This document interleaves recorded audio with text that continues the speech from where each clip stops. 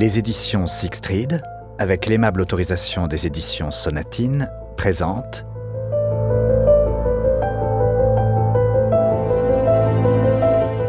Nécrologie de Paul Cleave, interprété par Philippe Paulet.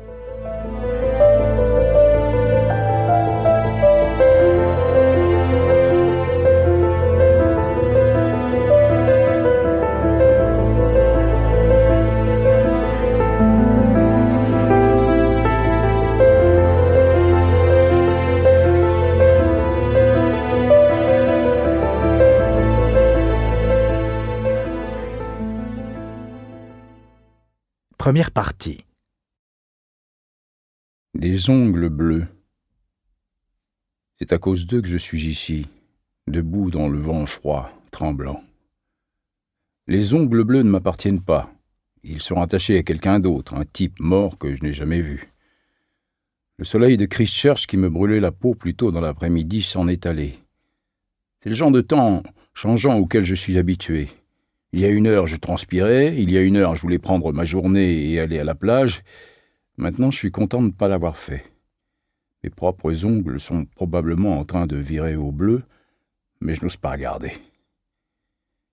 Je suis ici à cause d'un type mort. Pas celui qui se trouve dans la tombe devant moi, mais un autre, qui est toujours à la morgue. Il a l'air aussi décontracté que possible pour un type qui a été découpé et recousu comme une poupée de chiffon. Décontracté pour un type qui est mort d'un empoisonnement à l'arsenic. Je resserre ma veste autour de moi, mais elle n'est d'aucune utilité contre le vent glacial. J'aurais dû m'habiller plus chaudement. J'aurais dû regarder le soleil éclatant il y a 1 heure et deviner la tournure que prendrait la journée. La pelouse du cimetière est haute par endroits, surtout autour des arbres, dans les zones que la tondeuse ne peut atteindre, et elle ondoie dans toutes les directions autour de moi, comme si j'étais l'épicentre d'une tempête. Ailleurs, là où il y a beaucoup de passages, elle est courte et brune, asséchée par le soleil. Les arbres alentours sont des chênes épais qui craquent bruyamment et déversent des glands parmi les pierres tombales. Ceux-ci claquent sur les dalles de ciment, tels des os de cadavres lançant des SOS. L'air est aussi froid et poisseux que dans une morgue. J'aperçois les premières gouttes de pluie sur le pare-brise de la pelleteuse avant de les sentir sur mon visage. Je tourne les yeux vers l'horizon, où les pierres tombales couvertes de moisissures s'étirent à perte de vue, les morts gagnant en nombre et s'étalant vers le centre-ville. Le vent redouble, les feuilles de chêne bruissent tandis que les glands pleuvent de plus belle, et je tressaille lorsque l'un d'eux me tombe dans le cou. Je lève la main et l'ôte de mon col. Le moteur de la pelleteuse gronde bruyamment lorsque le conducteur, un type obèse dont la charpente dépasse de la portière, la positionne. Il a l'air aussi heureux que moi d'être ici. Il pousse et tire divers leviers, son visage raidi par la concentration. Le moteur hoquette tandis qu'il approche la pelleteuse de la tombe, puis frémit et s'emballe lorsque le godet mord le sol durci. Il s'enfonce, se redresse, se remplissant de terre. La cabine pivote et la terre est déversée en tas sur une bâche proche. Le gardien du cimetière, un jeune type, observe attentivement. Il peine à allumer une cigarette dans le vent qui gagne en force, ses mains tremblant presque autant que ses épaules.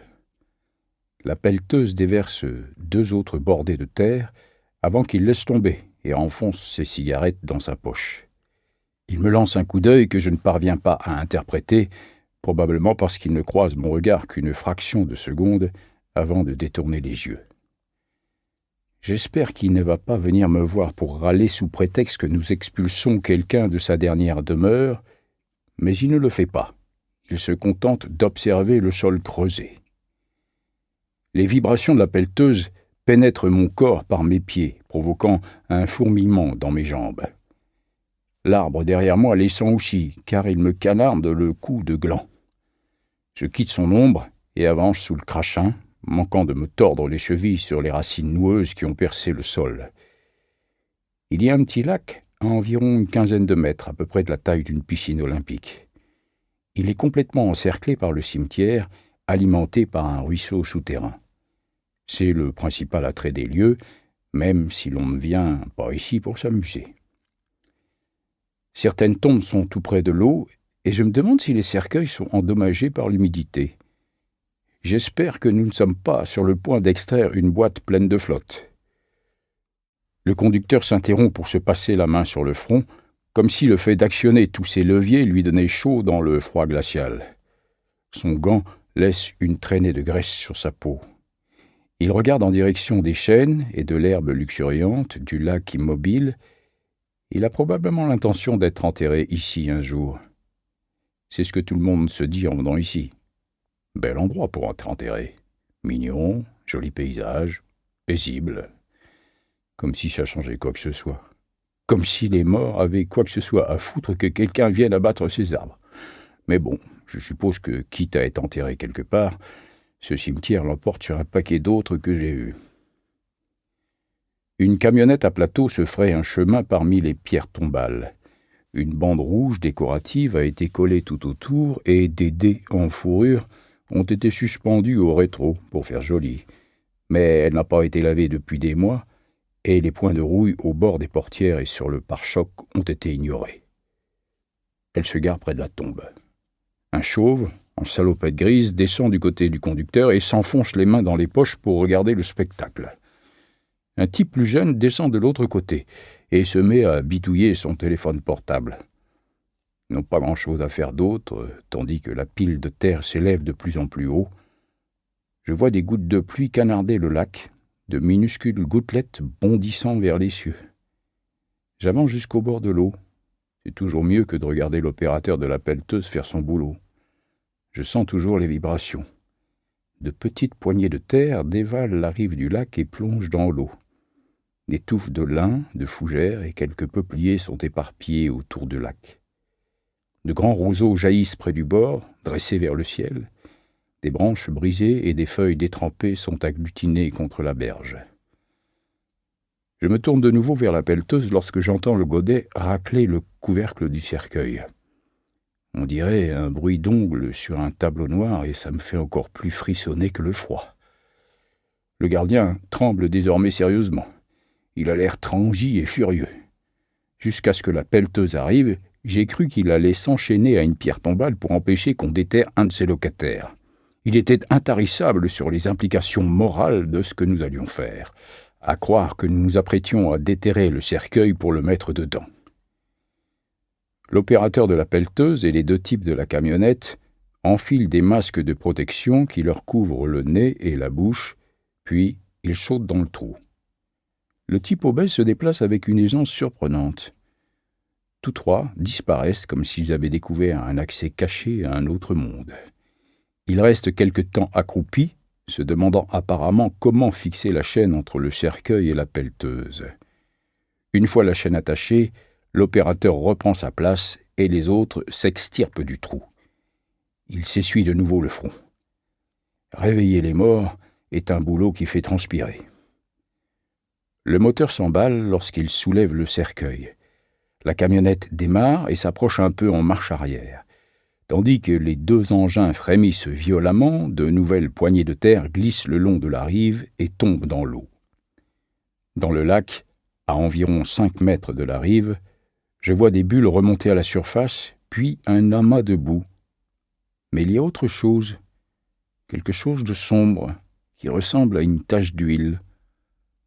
Un bruit sourd retentit lorsque le cercueil est abaissé sur le plateau de la camionnette. Les suspensions grincent sous son poids. J'entends les trois hommes échanger quelques paroles rapides, hurlant presque pour se faire entendre par-dessus le bruit des moteurs. Le gardien du cimetière a disparu. La pluie s'intensifie. La tache sombre qui s'élève sous l'eau perce la surface. On dirait un énorme ballon de baudruche noire. J'ai déjà vu de tels ballons. Ils ne sont jamais ce qu'on espère. « Hé mec, vous voulez peut-être jeter un coup d'œil à ça ?» me lance l'un des hommes. Mais je suis trop occupé à regarder autre chose. « Hé, vous m'entendez ?» La voix est désormais plus proche. « On a quelque chose à vous montrer. » Je lève les yeux en direction de l'opérateur qui marche vers moi. Le gardien commence également à s'approcher.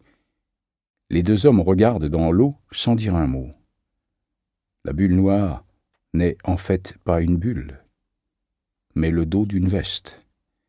Elle flotte dans l'eau et un objet gros comme un ballon de foot y est relié. Un ballon de foot avec des cheveux.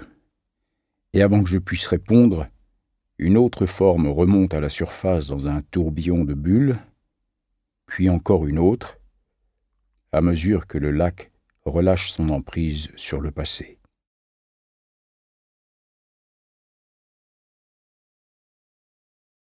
L'affaire n'a jamais fait les gros titres car ça n'a jamais été une affaire. C'était une tranche de vie comme il s'en produit chaque jour, quoi qu'on fasse pour l'empêcher. Elle s'est retrouvée dans les dernières pages, là où sont publiées les notices nécrologiques parmi tous les John Smith de ce monde qui étaient des parents et des grands-parents aimés que l'on regrettera terriblement. C'était l'histoire simple d'un homme qui était devenu vieux et qui était mort. On a tous déjà lu ça. C'était il y a 2 ans. Certains se réveillent chaque matin et lisent les notices nécrologiques en avalant leurs œufs brouillés et leur jus d'orange à la recherche d'un nom qui surgirait de leur passé. C'est une façon tordue de tuer le temps. C'est comme une loterie morbide pour savoir qui a eu son numéro de tiré, et je ne sais pas si ces personnes sont soulagées quand elles arrivent à la fin sans trouver de nom familier, ou si elles sont au contraire soulagées quand elles en trouvent un. Elles cherchent une raison, elles cherchent quelqu'un pour établir un lien et ressentir leur propre mortalité. Henry Martins. J'ai retrouvé ces notices dans la base de données de la bibliothèque ce matin comme je l'ai fait il y a 2 ans, et j'ai lu ce que les gens avaient à dire sur son compte quand il est mort, à savoir pas grand-chose. Mais bon, difficile de résumer une vie en 5 lignes de caractère d'imprimerie. Difficile de dire combien quelqu'un vous manquera. 11 notices avaient été publiées pour Henry par sa famille et ses amis sur une période de 3 jours. Personne ne m'avait facilité la tâche en agrémentant ces lamentations d'un « ravi que tu aies crevé » et toutes les notices étaient semblables, barbantes, dénuées d'émotion. C'est du moins l'impression qu'elles donnent quand on ne connaît pas le défunt. La fille d'Henry Martins est venue au commissariat une semaine après l'enterrement de son paternel. Elle s'est assise dans mon bureau et m'a raconté que son père avait été assassiné. Je lui ai répondu que non. S'il l'avait été, le légiste s'en serait rendu compte. Les légistes sont comme ça. Mais il était facile de voir qu'elle avait déjà les 2 pieds fermement campés sur la route du soupçon, et je lui ai dit que je me pencherais sur son cas. Alors, j'ai effectué quelques vérifications. Henry Martins était un directeur de banque qui laissait derrière lui une famille nombreuse et de nombreux clients, mais ce n'était pas avec son boulot qu'il allait se remplir les poches avec l'argent d'autrui. J'ai passé le peu de temps que j'avais à consacrer à l'intuition de sa fille, à fouiller autant que possible dans sa vie, mais rien ne m'a semblé bizarre. 2 ans plus tard, le cercueil d'Henry est posé derrière moi sur des chaînes tandis que le vent redouble de force. Et la femme d'Henry Martins cherche à éviter tout ce qui peut s'apparenter à un flic depuis que son second mari est mort, ses ongles bleus indiquant un empoisonnement. La fille d'Henry ne m'a pas reparlé car je n'occupe plus le même poste qu'il y a 2 ans. Il est aisé de laisser mon esprit s'égarer et de m'imaginer ce qui aurait pu se passer. J'aurais pu en faire plus à l'époque. J'aurais pu élucider un meurtre, si c'en était bien un. J'aurais pu éviter à un autre homme de mourir. Personne ne sait encore avec certitude si Madame Martins a été malchanceuse ou mal avisée avec les hommes. La pluie s'intensifie, créant un millier d'ondulations à la surface du lac. Le gardien recule, gardant les yeux rivés sur l'eau. Lentement, les éléments semblent disparaître, de même que les voix, les vibrations. Tout ce qui reste, ce sont 3 corps qui flottent devant moi, chacun la victime de quelque chose, victime de l'âge, d'un crime, de la malchance, ou peut-être victime du manque de place au cimetière. Les 3 ouvriers sont venus se poster à côté de moi. Leurs exclamations surprises mais empruntées ont cessé. Nous nous tenons tous les 4 devant l'eau. 3 personnes sont dedans, comme si nous nous apprêtions à former des couples pour un bal, mais avec un de nous qui resterait en plan. L'occasion exige le silence, et aucun de nous n'est disposé à rompre celui qui s'installe. De nouvelles poignées de terre glissent dans l'eau et s'y mêlent, la faisant virer à un brin opaque. L'un des corps coule de nouveau et disparaît. Les deux autres dérivent vers nous, nageant sans bouger. Hors de question que je saute dans l'eau pour les sortir. Je le ferais naturellement s'ils se débattaient, mais ce n'est pas le cas. Ils sont morts, peut-être depuis longtemps. La situation peut sembler urgente, mais en réalité, elle ne l'est pas. Ils sont tous les deux sur le ventre et semblent tous les deux habillés, et pas mal habillés en plus. On dirait qu'ils se rendent à une cérémonie, un enterrement ou un mariage. Si on accepte les cordes, car il y a des morceaux de corde verte attachés au corps. L'opérateur de la pelleteuse lorgne les cadavres comme si ses yeux lui jouaient des tours. Le chauffeur de la camionnette se tient la bouche grande ouverte, main sur les hanches, tandis que son assistant ne cesse de consulter sa montre comme s'il craignait que tout ça ne le force à faire des heures sup. Nous devons les hisser sur la berge, dis-je, bien que les corps soient désormais en train de buter contre la rive. J'avais prévu de rester sec aujourd'hui, j'avais prévu de voir un seul cadavre, maintenant c'est foutu. Pourquoi ? Ils vont aller nulle part, réplique le chauffeur de la camionnette. Ils risquent de couler comme l'autre. Avec quoi on va les attraper ? Bon sang, j'en sais rien, quelque chose, une branche peut-être, ou vos mains. Oh, pas les mains, rétorque-t-il, et les deux autres s'empressent d'acquiescer en chœur. Bon, et si on utilisait une corde ? Vous devez en avoir une, non ? Celui-là, répond le chauffeur en regardant le cadavre le plus proche de nous, a déjà une corde. Elle a l'air pourrie. Vous devez en avoir une plus neuve dans votre camionnette, non ? Et nous nous tournons tous vers la camionnette, alors même que nous l'entendons démarrer. Le gardien du cimetière est assis dans la cabine. « Qu'est-ce qu'il fout ?» demande le chauffeur. Il se met à courir vers le véhicule, mais il ne va pas assez vite. Le gardien accélère et s'éloigne à toute vitesse. Le cercueil n'a pas été attaché, il glisse par-dessus le bord et heurte le sol, mais il ne se brise pas. « Hé, revenez, revenez !» Le type continue de courir derrière la camionnette, mais la distance s'accroît rapidement. « Il va où ?» demande l'opérateur de la pelleteuse. « N'importe où, sauf ici, je suppose. » Je tire mon téléphone portable de ma poche. « Vous avez de la corde dans la pelleteuse ?»« Oui, je vous apporte ça. » J'appelle le commissariat et on me passe un inspecteur que je connais. Je lui explique la situation. Il me conseille d'arrêter de boire. Ajoute qu'évidemment, il y a des cadavres dans le cimetière. Je mets 1 minute à le persuader que les corps remontent des profondeurs du lac, et 1 minute de plus à le convaincre que je ne plaisante pas. « Et envoie des plongeurs !» dis-je avant de raccrocher. L'opérateur de la pelleteuse me tend la corde. Le chauffeur de la camionnette est de retour. Il n'arrête pas de jurer tandis que son partenaire appelle leur patron depuis son téléphone portable pour lui demander d'envoyer quelqu'un les chercher.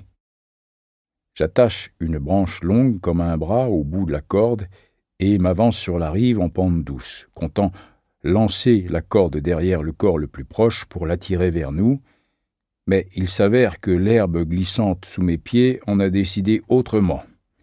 À un moment, je suis sur la rive, l'instant d'après, je suis dans la flotte. Mes pieds sont embourbés dans la vase, l'eau me monte aux genoux, quelque chose m'attrape les chevilles et je bascule en avant, battant des bras à la surface près du cadavre avant de boire la tasse. J'extirpe mes pieds de la vase, mais il n'y a rien sur quoi se tenir. Ce lac est un foutu piège à rats, et maintenant je sais pourquoi il est plein de cadavres. Ces gens sont venus pleurer leurs morts et ils ont fini par les rejoindre.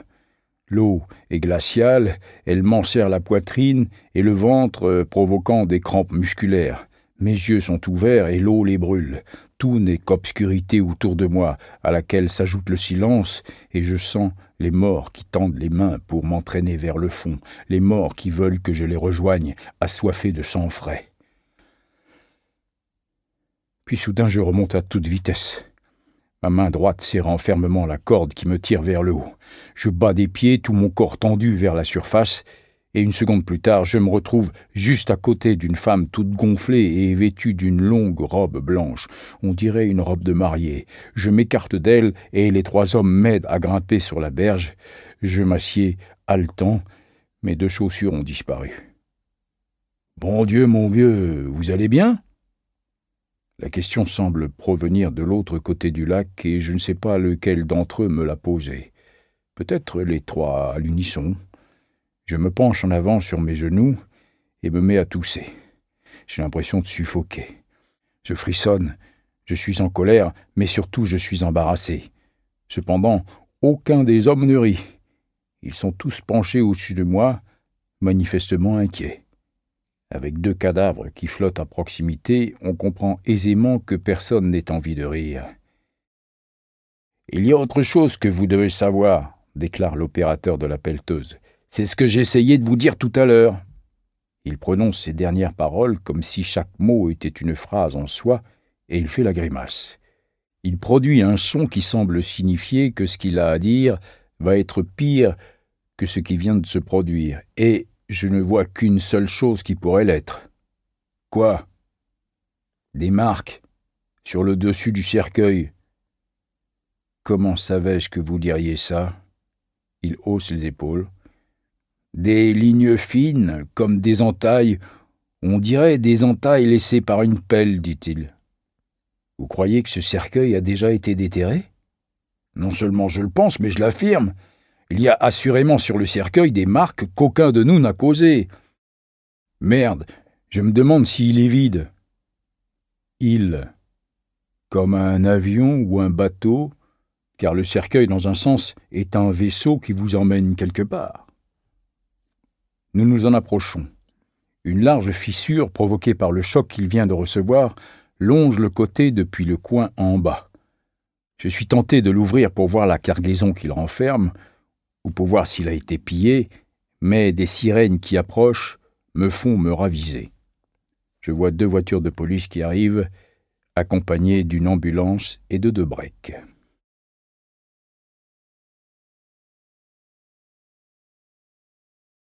Les choses ont une progression naturelle, une évolution. Tout d'abord vient le fantasme. Le fantasme appartient à quelque raté sadique, un type qui mange, respire et rêve avec pour seul désir tuer. Puis vient la réalité. Une victime tombe dans sa toile. Il s'en sert, et bien souvent la réalité n'est pas à la hauteur du fantasme. Alors il y a d'autres victimes. Le désir s'intensifie. Au début, il survient 1 fois par an, puis 2 ou 3 fois, puis c'est tous les 2 mois, ou chaque mois. Des corps font surface. La police s'en mêle. Elle fait appel à des médecins, des pathologistes et des techniciens qui peuvent analyser les fibres et les échantillons de sang et les empreintes digitales. Ils créent un profil qui aidera à capturer l'assassin. C'est ensuite au tour des médias. Les médias transforme les fantasmes du tueur en or. La mort est une industrie qui rapporte. Les croque-morts, les vendeurs de cercueils, les liseurs de boules de cristal et de lignes de la main, puis finalement les opérateurs de pelleteuses et les détectives privés. Nous sommes l'étape suivante de cette progression, debout, sous la pluie, à regarder tandis qu'une parodie de justice laisse place à une autre. J'ai ôté ma veste mouillée, ma chemise mouillée, je me suis séché avec une serviette que m'a donnée l'ambulancier et j'ai enfilé un anorak sec. Mes chaussures sont toujours portées disparues et mon pantalon et mes sous-vêtements sont trempés. Mais je ne risque pas la pneumonie. Personne ne fait attention à moi tandis que je suis assis, jambes pendantes à l'arrière de l'ambulance, observant la scène de ce qui est, à ce stade, un crime indéterminé. Le cimetière a été bouclé. Les 2 voitures de police sont devenues 12. Les 2 breaks sont devenus 6. Un barrage routier bloque l'entrée principale, comme si on se préparait à affronter un assaut de cadavres en colère. Il y a 2 bâches étalées par terre. Sur chacune repose un corps bien habillé dans un état de décomposition plus ou moins avancé. Une tente en toile a été dressée au-dessus pour les protéger des intempéries. Quelqu'un a tendu autour de la tente un cordon jaune sur lequel sont inscrits les mots « ne pas franchir » pour dissuader les macabées de se faire la belle. Des hommes et des femmes vêtus de tenues en nylon examinent les cadavres. D'autres se tiennent près du lac. Ils ressemblent à des plongeurs se préparant à une mission dans les fonds marins, seulement il n'y a pas de plongeurs ici, du moins pas encore. Il y a sous la tente des valises ouvertes qui contiennent des outils et des indices. La pluie continue de tomber et l'herbe haute ondule au gré du vent. La pelleteuse est repartie et le cercueil a été emporté à la morgue.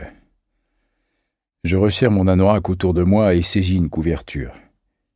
C'est le foutoir dans l'ambulance, comme si elle avait pris à grande vitesse des douzaines de bosses en chemin. Ça se demandait comment les secouristes se débrouillent pour y retrouver quoi que ce soit. J'enveloppe la couverture autour de mes épaules et observe en claquant des dents les inspecteurs qui ont débarqué. D'autres arriveront bientôt, comme toujours. Pour le moment, ils n'ont pas eu grand-chose à faire, à part examiner les 2 corps et un paquet de pierres tombales. Ils ne peuvent pas mener d'enquête de voisinage, vu que tous les voisins sont morts. Ils n'ont personne à interroger à part le gardien, mais le gardien a foutu le camp dans une camionnette volée. Le vent souffle de plus en plus fort. Des glands continuent de tomber, rebondissant sur les pierres tombales et produisant de petits cliquetis métalliques lorsqu'ils heurtent le toit des véhicules. Toute cette activité, et pourtant aucun nouveau corps n'a surgi des profondeurs de Dieu sait quel enfer se trouve là-dedans. Je lance un coup d'œil à l'ambulancier. Il n'a rien à faire à part regarder le spectacle, les mains enfoncées dans ses poches et me tenir compagnie. Nous sommes tous dans la même galère. Il tue probablement le temps en attendant qu'on l'appelle pour l'informer que quelqu'un est mort ou mourant, que du sang et des membres tapissent l'autoroute de la vie qu'il nettoie chaque jour. Un hélicoptère des médias qui arrive du nord produit un bourdonnement qui rappelle un moustique.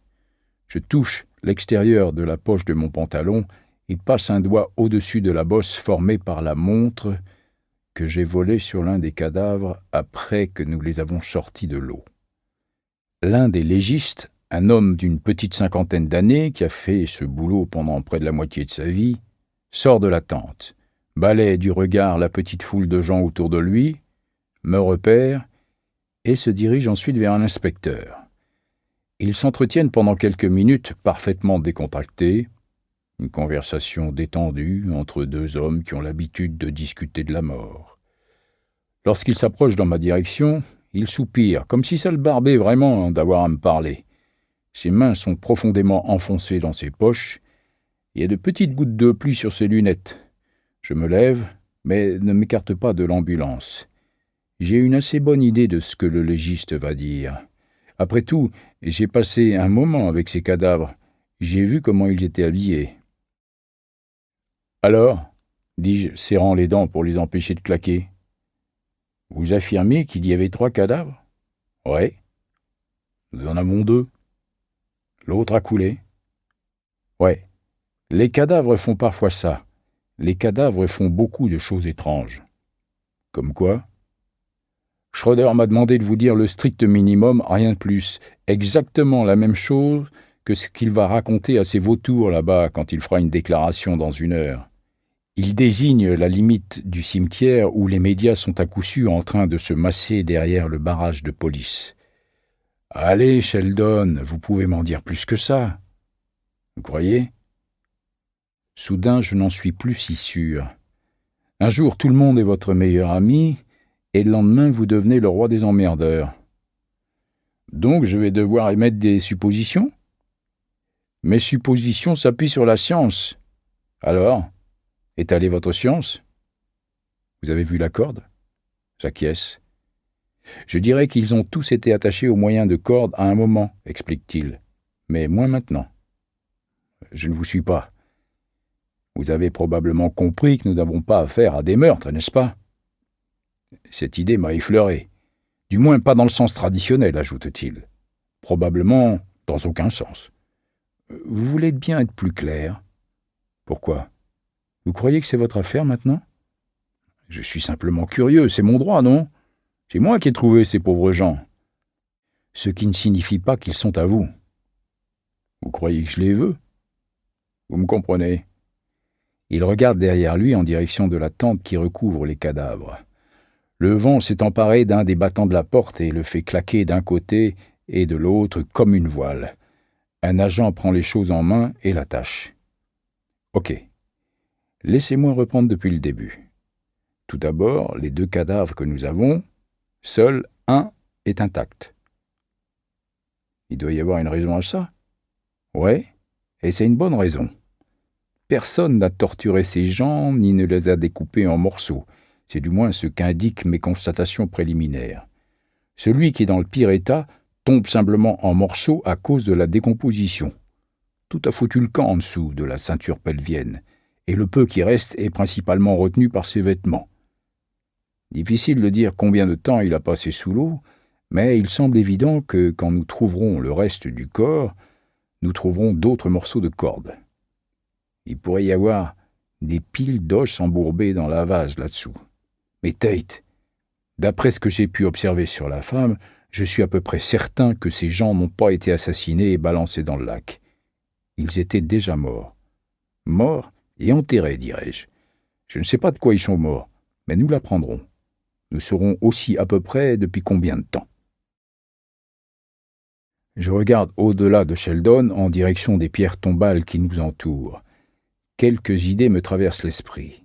Je me dis que quelque part, il y a un croque-mort ou un assistant funéraire qui économise de l'argent en revendant les mêmes cercueils à plusieurs familles. Ça coûte cher un cercueil.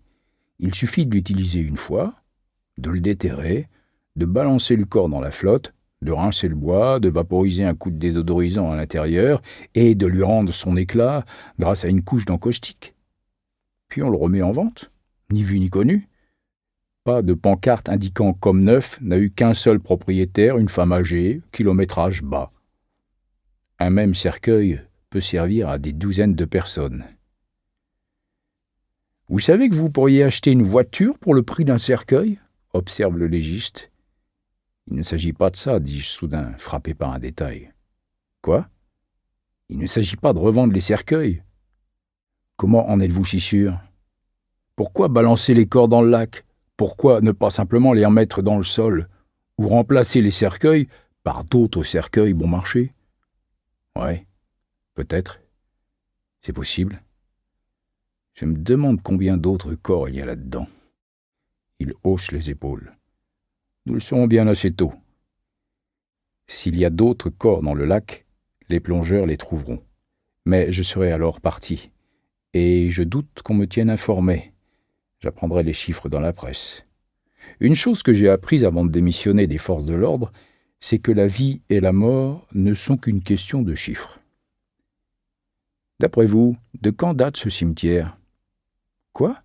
Fait-il avec un haussement d'épaule. Qu'est-ce que vous voulez que j'en sache ? 60, 80 ans, j'en sais rien. Vous voyez, le lac a toujours été là, ce qui signifie qu'il ne s'agit peut-être même pas de crime. Ou alors peut-être simplement de négligence criminelle. Vous voulez bien être plus clair ? Ce n'est pas comme si des gens avaient été enterrés ici, que le lac était soudain apparu et que des tombes s'étaient retrouvées au fond de l'eau.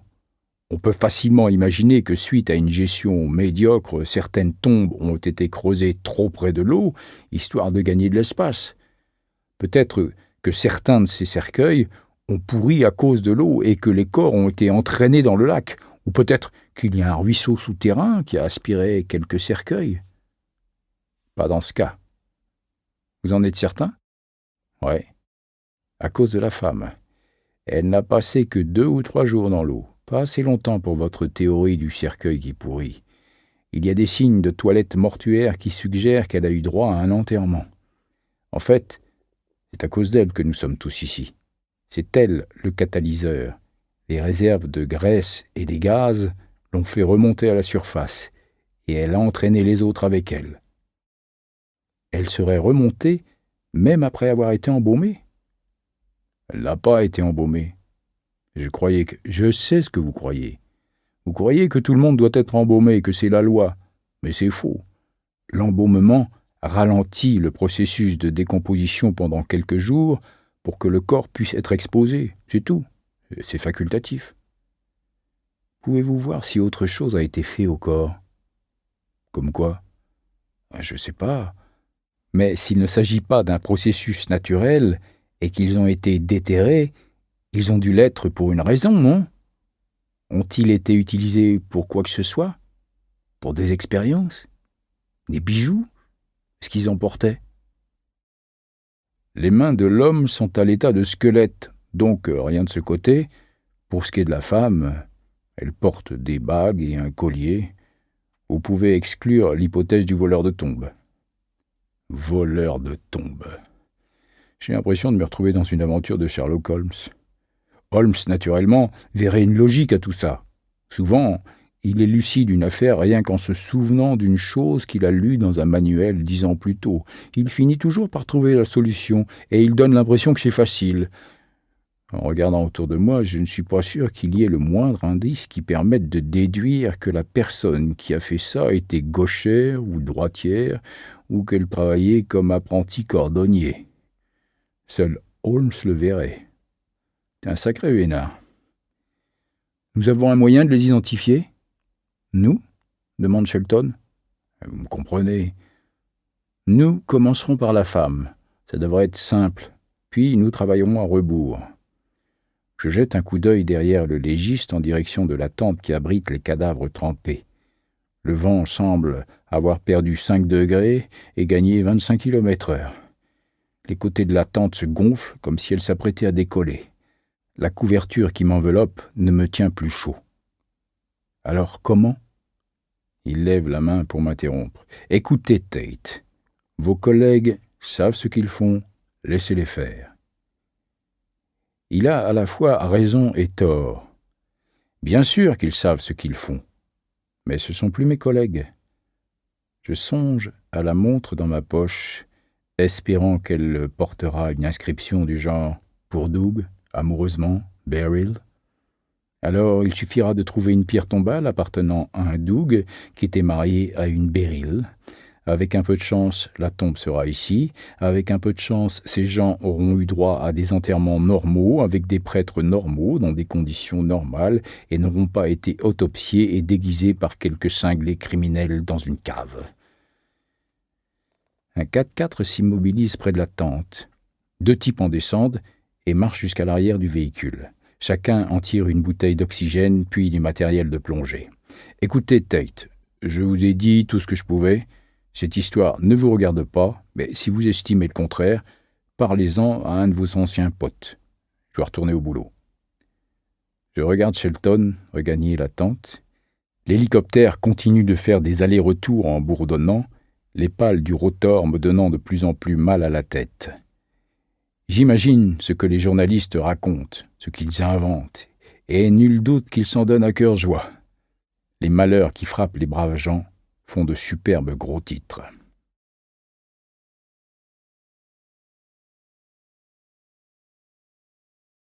Je hais les cimetières. Je n'en ai pas peur. Ce n'est pas une phobie comme lorsque quelqu'un a peur de prendre l'avion, mais est bien obligé de le faire.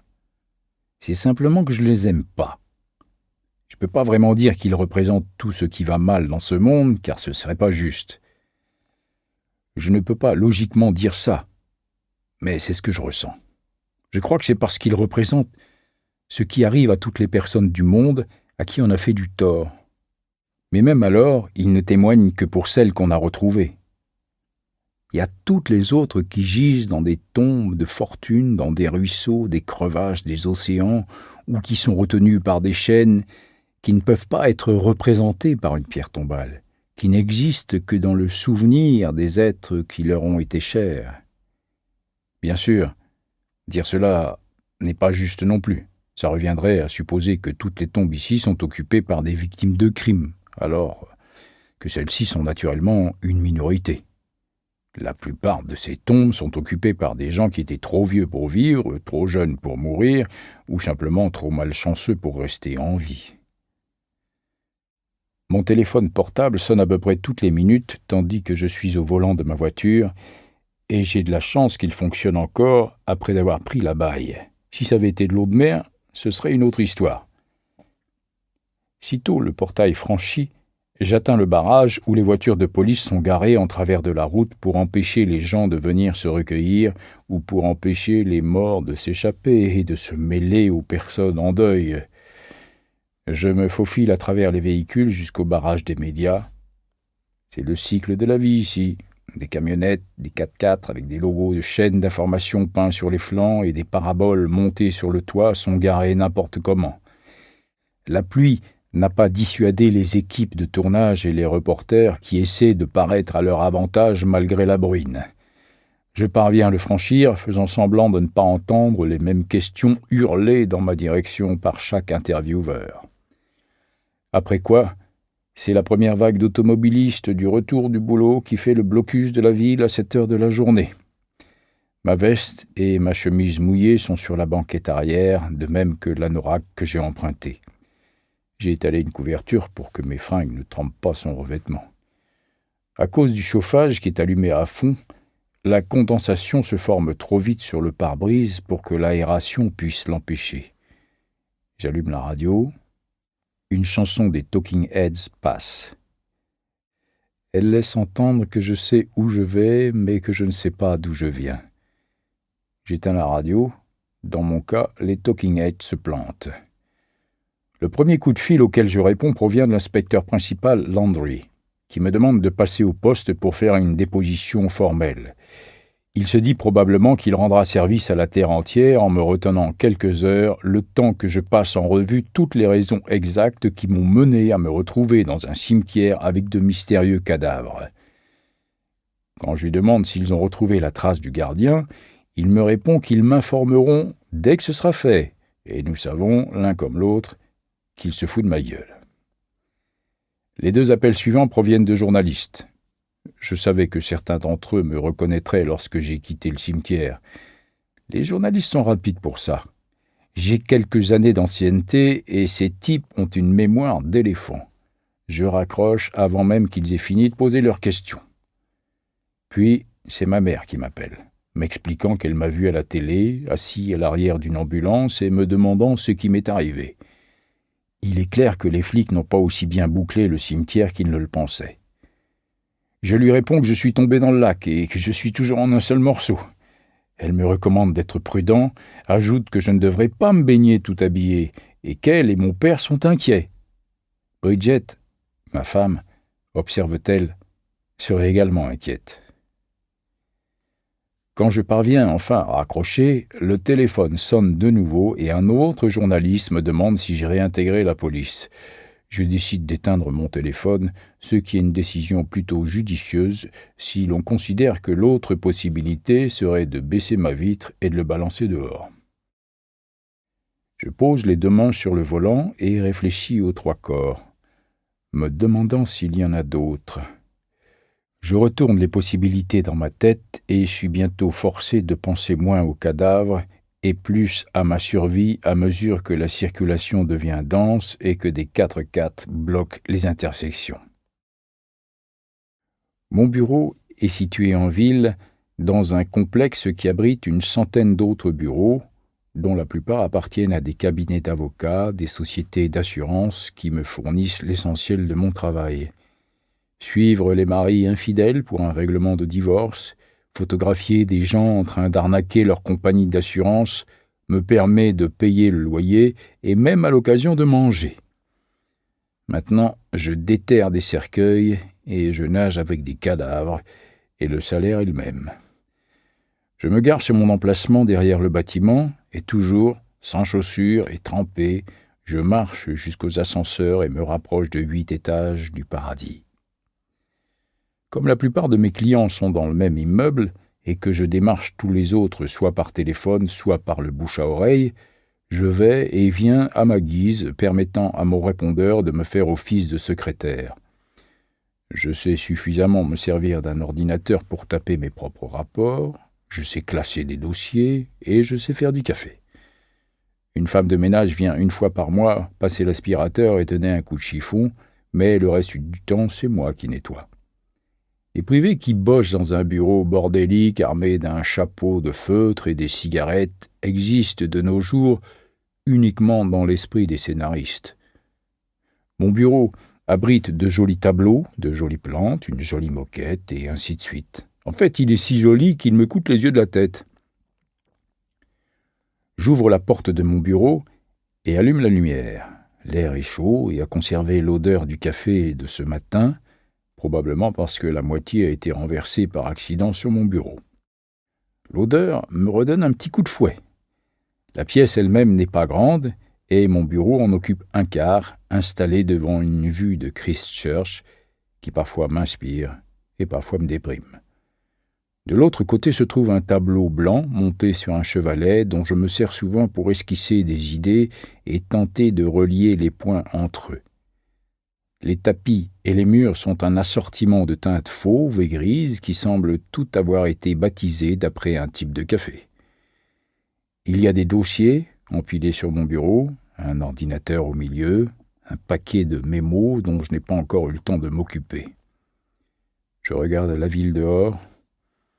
Elle n'éveille pas en moi suffisamment de nostalgie pour m'inciter à redescendre et voir ce que je suis en train de louper. J'attrape mon téléphone portable, je le rallume, il se met à sonner. J'ôte la batterie et place les 2 parties sous la lampe pour les faire sécher.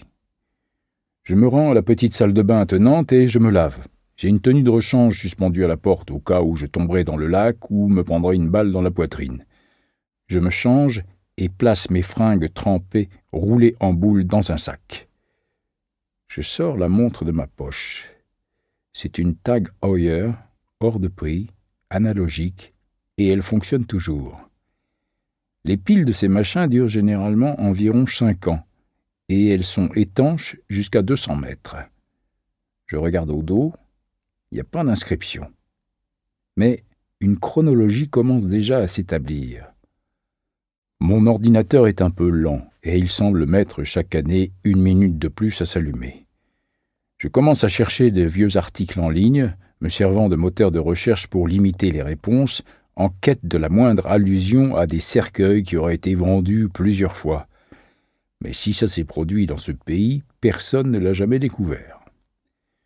J'entre le nom du gardien dans ces mêmes moteurs de recherche et tombe sur des homonymes dans d'autres endroits du monde, des homonymes avec des métiers, des religions, des cultures et des crimes différents.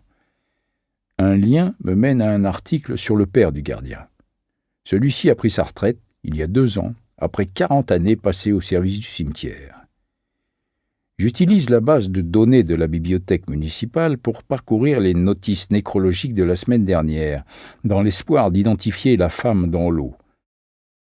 Je me retrouve avec 4 noms, mais ne peux pas aller plus loin car les notices ne fournissent pas de description ni n'indiquent le lieu de l'enterrement.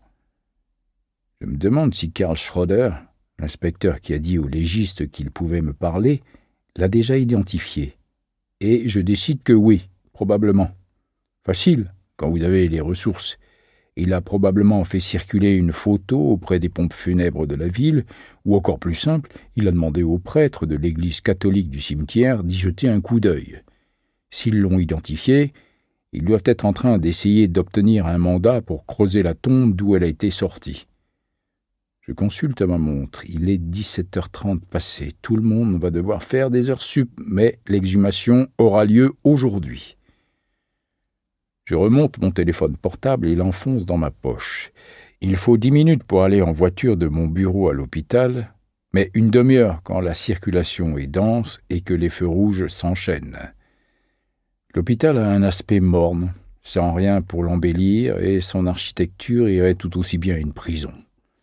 Je me gare derrière, me dirige vers la porte latérale réservée au personnel autorisé uniquement, appuie sur l'interphone, et quelques instants plus tard, la porte s'ouvre. Je recommence à avoir froid, et la perspective de voir un cercueil, puis de le faire ouvrir devant moi, ne fait rien pour me réchauffer. L'ascenseur semble mettre une éternité à arriver, et je finis par me demander d'où il peut bien venir. Quand les portes s'ouvrent finalement, je monte dedans et descends au sous-sol. La morgue est couverte de carreaux blancs et pleine d'une lumière froide et dure. C'est comme un autre monde ici. Il y a des formes sous les draps et des outils au bord coupant. L'air semble plus froid que l'eau du lac. Les armoires sont remplies de flacons, de produits chimiques, d'instruments argentés. Les bancs, les lits roulants et les plateaux sont couverts d'objets destinés à réduire un corps à ses parties essentielles. Le cercueil semble plus vieux sous la lumière blanche, comme si le trajet en voiture l'avait fait vieillir d'un quart de siècle. En plus, il est tout défoncé. Des fissures courent sur le côté et le couvercle est enfoncé. Il a reçu un coup de brosse avant d'être livré, mais n'a pas été lavé. Il y a de la terre et de la boue collée sur les bords et aussi des signes de rouille. Il est posé sur une table à hauteur de genou, si bien que le couvercle est un peu en dessous de ma poitrine. Je serre les mains pour essayer en vain de me réchauffer. Mon mal de tête ne me lâche plus. Il cogne à un rythme irrégulier. Je voudrais qu'il parte. Je voudrais pouvoir moi aussi partir. L'odeur des produits chimiques est à la fois entêtante et pas assez puissante pour recouvrir la puanteur des morts. Je ne me souviens jamais de cette odeur. Ce dont je me souviens, c'est de ma réaction. Pourtant, chaque fois que j'ai passé quelques minutes ici, j'ai cru que je n'arriverais jamais à l'oublier. Les cadavres ne pourrissent pas, ils ne sont pas assez décomposés pour empester la pièce, mais l'odeur est tout de même là. Une odeur de vieux habits, d'os frais et de vieilles choses mortes. Le cercueil est toujours fermé par un couvercle et on peut facilement imaginer qu'il devrait y avoir une chaîne tout autour, maintenue par un de ces gros cadenas à l'ancienne. Je distingue à peine mon reflet, flou par endroits, surtout sur les poignées en cuivre, mon visage tavelé de taches de rouille. Je passe un doigt sur les traces de pelle que m'ont montré l'opérateur de la pelleteuse et le chauffeur de la camionnette. Elles se trouvent au beau milieu d'un long renfoncement concave. « Il a déjà été ouvert », observe la légiste sortant de son bureau et pénétrant dans la pièce derrière moi. Je savais qu'elle était là, mais son apparition soudaine me fait tout de même sursauter. Je me demande ce qu'il y a à l'intérieur. Ou ce qu'il n'y a pas à l'intérieur, dis-je. Je tends la main, m'attendant à ce que la sienne soit froide quand elle la serrera, ce qui n'est pas le cas. Content de te revoir, Tracy. Ça fait combien de temps, Tate? 2 ans? 3 ans? 2. Je lâche sa main et la reluque discrètement. Bien que Tracy Walter doive avoir le même âge que moi, elle paraît 10 ans de moins. Ses cheveux bruns sont tirés en arrière et noués en chignon, son teint pâle est d'un blanc d'os dans la lumière de la morgue. Ses yeux verts me fixent derrière une paire de lunettes élégantes. Je songe à notre dernière rencontre et je suppose qu'elle aussi. Il a seulement souffert en tombant de cette camionnette, dis-je, en regardant les longues fissures. Le gardien était sacrément pressé. C'est la première fois que tu vois un cercueil exhumé, n'est-ce pas? Oui. Comment tu le sais? Elle sourit. Les films ne montrent jamais la pression à laquelle les cercueils sont soumis une fois qu'ils sont sous terre. Elle suffit souvent à les amocher sérieusement. Une partie de ces dégâts est due à la chute de la camionnette, mais l'essentiel provient de la pression dans le sol. Bon, est-ce que je dois faire quelque chose? Signe juste ceci et tu pourras t'en aller, répond-elle. Tu ne vas pas l'ouvrir pendant que je suis ici? Ton boulot consistait simplement à être présent au cimetière, Tate. Il n'a jamais été question d'aller plus loin. Mais mon boulot était de m'assurer qu'Henry Martins arrivait jusqu'ici, et ses marques de pelle semblent indiquer le contraire. Elle soupire et je m'aperçois qu'elle savait dès le début qu'elle n'opposerait guère de résistance. « Enfile ça, dit-elle, et elle me tend des gants et un masque de protection. L'odeur ne va pas être agréable, mais tout ceci reste entre nous. » Nous nous approchons un peu du cercueil et je ne veux soudain plus voir ce qu'il contient. Il faut que le monde soit sans dessus-dessous pour que des cadavres surgissent de lacs et que des cercueils soient pleins de réponses vides. J'enfile les gants de latex et glisse le masque au-dessus de mon nez et de ma bouche. Si Henry Martins est dedans, ses ongles sont peut-être bleus. S'il n'est pas dedans et que le cercueil est vide, alors Martins est l'un des cadavres au bord du lac ou dans ses profondeurs. Tracy vaporise un lubrifiant sur les gonds avant de positionner un petit pied de biche et d'appuyer dessus. Le couvercle reste collé pour de simples raisons physiques.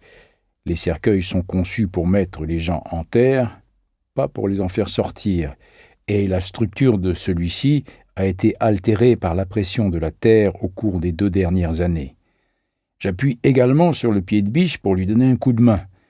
Le couvercle se met à gémir, puis à craquer, puis il s'ouvre. Une obscurité s'échappe de l'intérieur, ainsi qu'une odeur de chair depuis longtemps morte qui traverse les pores de mon masque et s'enfonce droit dans mes sinus. Je manque de vomir. Tracy achève de soulever le couvercle. Je me tiens à côté d'elle et regarde à l'intérieur. Ce que nous voyons n'est pas du tout ce à quoi nous nous attendions.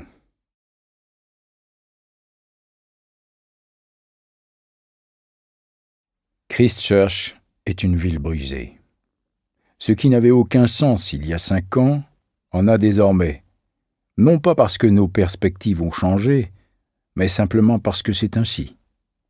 Chacun de nous a son idée de ce que la ville devrait être, mais elle nous échappe des mains, personne ne parvenant à la retenir fermement, tandis que Christchurch s'enfonce lentement dans la panique la plus complète.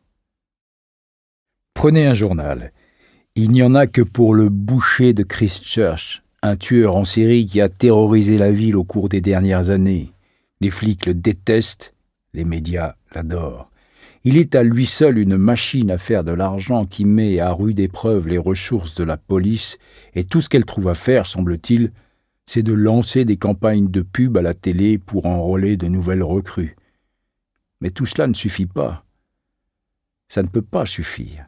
Et la police n'arrive pas à résoudre le problème du boucher, sans parler de la pandémie croissante de crimes.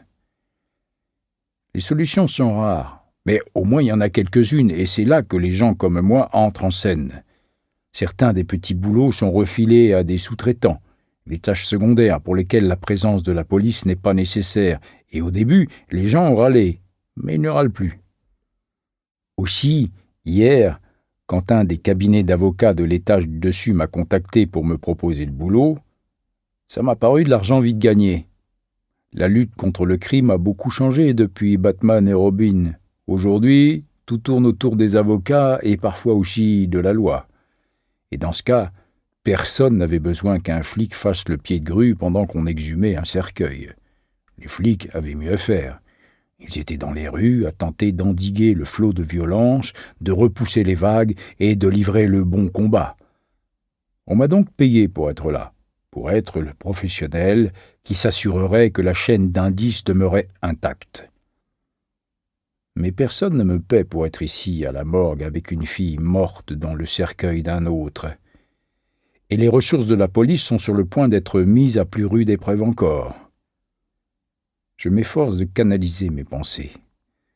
Elles couvrent toute une gamme de possibilités et aussi des émotions.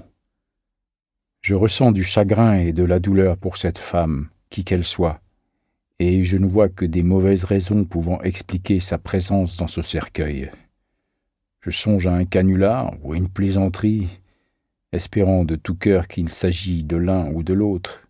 Et même si j'aime l'idée d'un coup monté complexe, je sais que c'est beaucoup plus grave que ça. C'est réel. Je ne devrais pas avoir une femme sous les yeux.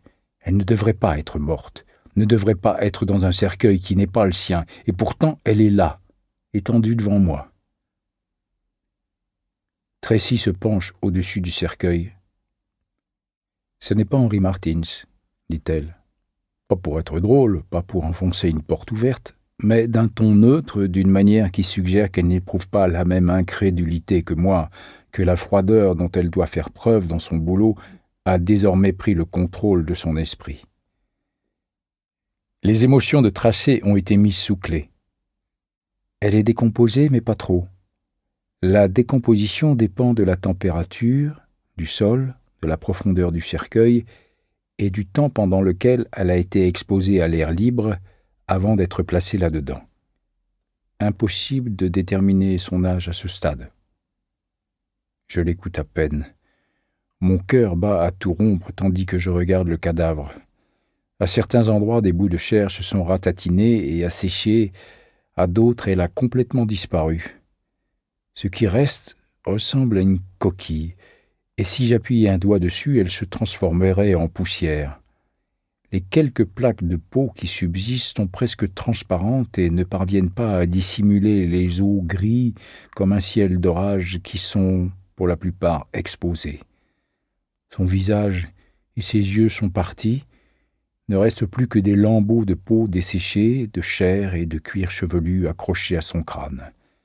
Ses dents semblent trop grandes, maintenant que rien ne les cache.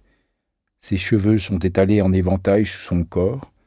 Ils sont longs et châtain foncé, et j'imagine qu'ils étaient jadis bien entretenus, qu'elle aimait passer les doigts dedans, qu'ils sentaient le shampoing et l'après-shampoing, et qu'ils effleuraient le visage de son amante durant leurs étreintes. Ses mains ne sont plus que des os. L'une est posée sur la poitrine, l'autre repose à côté d'elle.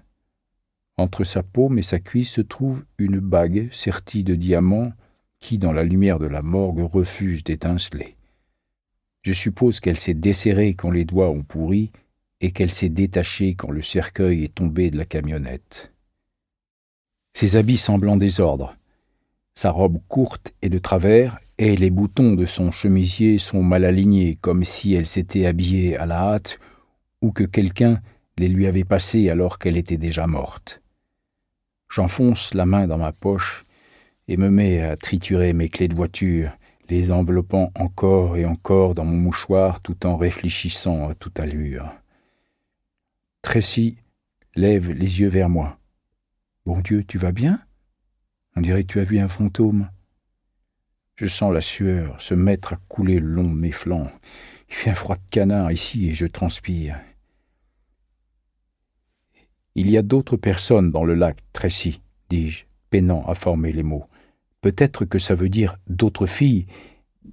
Et dans ce cas, bon sang, j'ai merdé. » « De quoi parles-tu ? » « Il y a 2 ans, j'aurais dû exhumer Henry Martins, il y a 2 ans, et nous aurions alors trouvé cette fille, nous aurions su que nous cherchions un assassin, nous aurions pu lui mettre la main dessus avant qu'il n'en tue d'autres. » Tracy me regarde, mais elle ne sait pas quoi dire.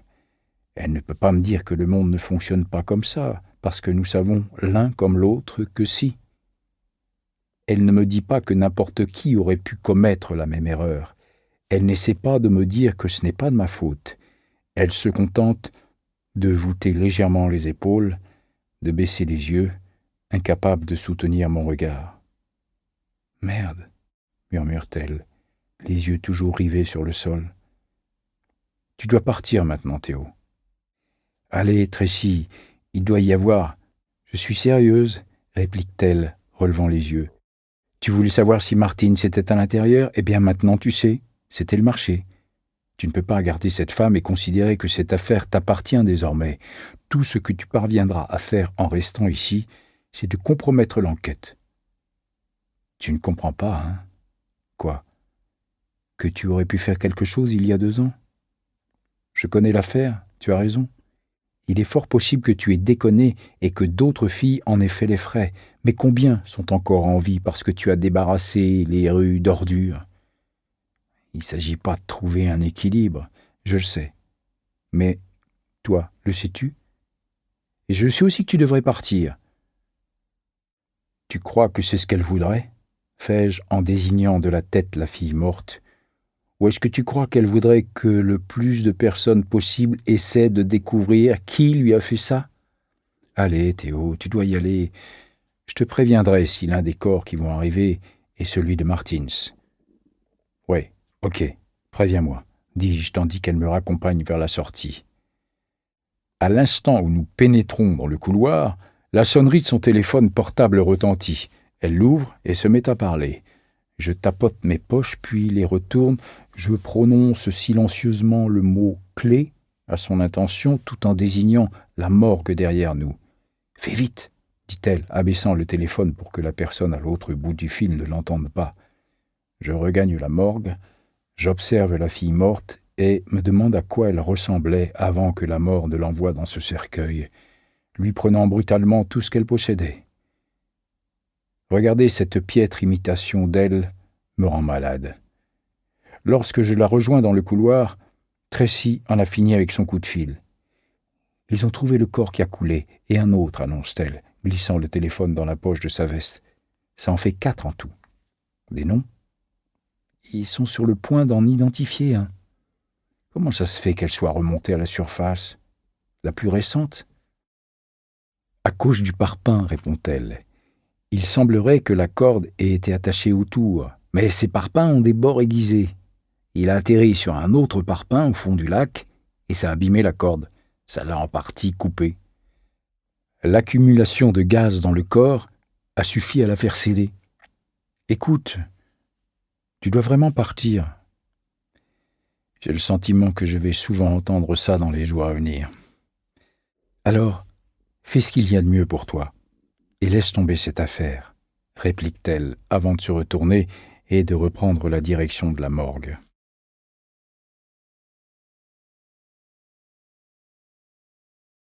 Il fait frais dans l'ascenseur, comme s'il avait aspiré l'essentiel de l'air froid quand les portes se sont ouvertes. Dehors, il fait légèrement plus chaud. Mais je crois que même si le soleil transformait la ville en une mare de lave en fusion, j'aurais toujours la même sensation en sortant de ce bâtiment. En me dirigeant vers ma voiture, je tire la bague de la femme de ma poche et l'examine. Il y a une inscription à l'intérieur et je dois plisser les yeux dans la faible lueur du parking pour la déchiffrer. Rachel et David pour toujours. On dirait une inscription gravée par 2 adolescents dans l'écorce d'un arbre. Les 3 pierres ne sont pas des diamants, ce qui pourrait expliquer pourquoi la bague était toujours au doigt de la femme et non en train de prendre la poussière dans une boutique de prêteurs sur gage.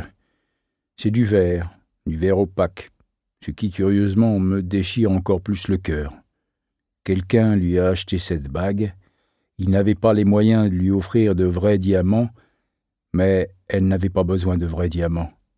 Peut-être s'était-il promis que quand les choses iraient mieux, quand il aurait élaboré un plan qui lui rapporterait plein d'argent, il lui achèterait toutes les pierres qu'elle voudrait. La bague ne provenait pas de l'annulaire de sa main gauche, elle provenait de l'autre main. Mais peut-être y avait-il tout de même eu d'autres promesses. Si Tracy a repéré la bague, elle ne tardera pas à remarquer sa disparition. La question est de savoir ce qu'elle fera alors. M'appeler? Ou alors appeler quelqu'un d'autre pour me balancer? Je n'aurais jamais dû la mettre dans cette position. Cette fois, lorsque je regagne mon bureau, je me glisse derrière mon ordinateur, je l'allume, examinant la bague tandis qu'il se met en route. Si elle avait coûté cher ou avait été faite sur mesure, il aurait peut-être été facile de déterminer sa provenance. Je me rends sur un site sécurisé, réservé à la police, aux travailleurs sociaux et à une poignée de détectives privés qui recensent les disparitions. Il ne me faut que quelques minutes pour obtenir une liste des Rachel portées disparues. Je limite la recherche à il y a 2 ans, supposant qu'elle est morte après l'enterrement d'Henry Martins. Je me retrouve avec 2 noms, et l'un d'eux date du jour où Henry Martins est mort. La description pourrait aisément coller avec la Rachel que j'ai vue il y a une demi-heure. J'imprime. Nous espérons que vous avez apprécié cet aperçu. Pour continuer à écouter ce livre audio sur Google Play Livres, utilisez le lien dans la description de la vidéo.